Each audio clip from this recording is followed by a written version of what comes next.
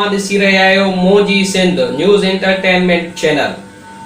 अॼु असां मौजूदु आहियूं लाड़काणे जो हिकु पॉपुलर ऐं मशहूरु म्यूज़िक कंपोज़र मुमताज़ अली अब्बासी साहब वटि।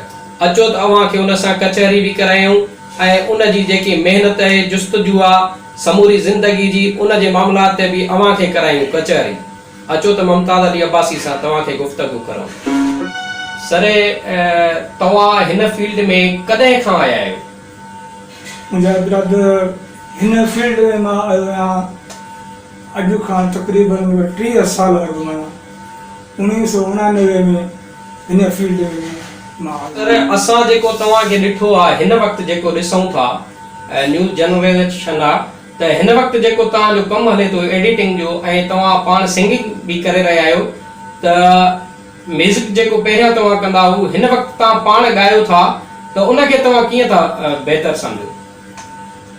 साईं हिन दुनिया में जेको फन आहे सो फन ई फन आहे। इंसान में जेके आहिनि त उहे सभु फन मौजूदु आहिनि, उहे चाहे आवाज़ बि हुजनि या चाहे को साम्हूं को एक्ट करे उन में हुजनि। इन करे इन सां को बि उहो न इशू न आहे त जेको हो बहितर आहे या हो बहितर आहे।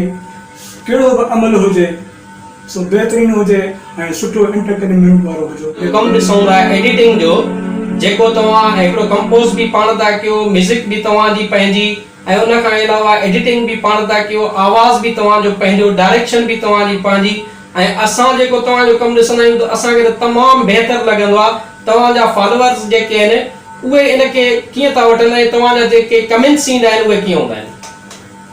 साईं ॻाल्हि ईअं आहे त कमेंट्स जेके आहिनि दोस्तनि जेका उन्हनि जेको बहितरीनु मूंखे ॾिना मूंखे जंहिंजे करे संगत में जेको आहे जीअं मां आयुसि पहिरियों का शइ रखंदो आयुमि त उन्हनि पाण ई मूंखे वाह वाह कंदा हुया ऐं पाण ई चवंदा हुया मूंखे त कीप अप।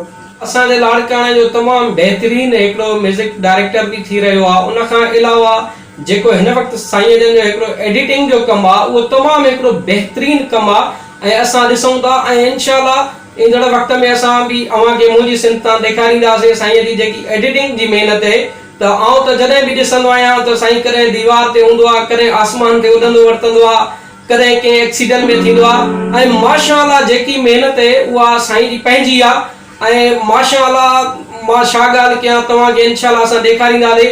तुझी मस्त जवानी तुझी मस्त जवानी तुझी मस्त जवानी तुझी मस्त जवानी बहादुर खड़बंग जोधा शेर साईं कहे गाड़ी कुहाड़ी दिल पीता इश्क दा जाम साजिल मस्त मस्त मदाम मस्त मदाम मस्त मदाम मस्त मदाम।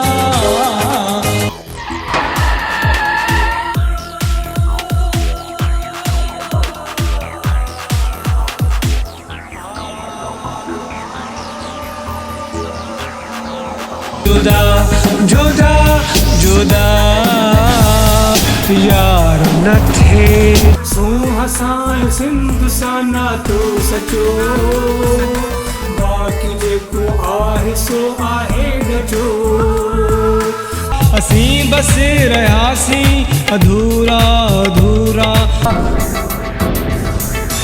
ओ खुदाया ओ खुदाया ओ खुदाया ओ खुदाया ओ खुदाया ओ खुदाया मैं जानू मेरा खुदा जाने अरे लोगो अरे लोगो।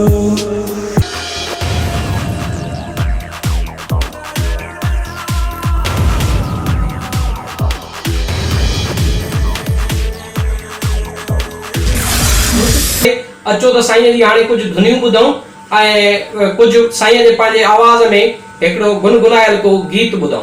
जी साईं। असल में का बि शाइरी हूंदी आहे उहा खणंदो आहियां मां।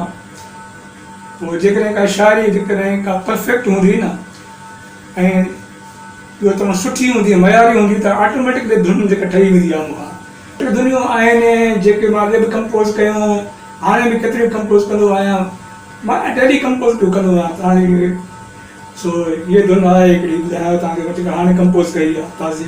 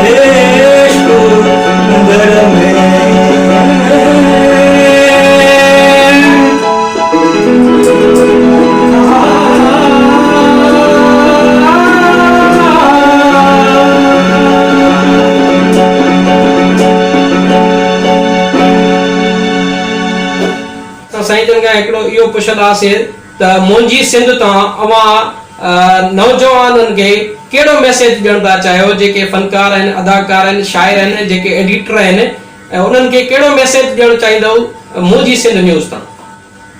तुंहिंजी न आहे, मुंहिंजी बि सिंध आहे। बिल्कुलु, माशाअल्लाह। ऐं ॿी ॻाल्हि इहा आहे त मुंहिंजी सिंध जेका आहे, मां सोचींदो आहियां असांजो हर माण्हू जेको आहे न, उहो को न को जेको आहे कंहिं कम में अमल में हुजे ई हुजे, पर जेकॾहिं को फन वारो माण्हू आहे त उहो हमेशह पंहिंजे फन में रहे ऐं कंदो अचे।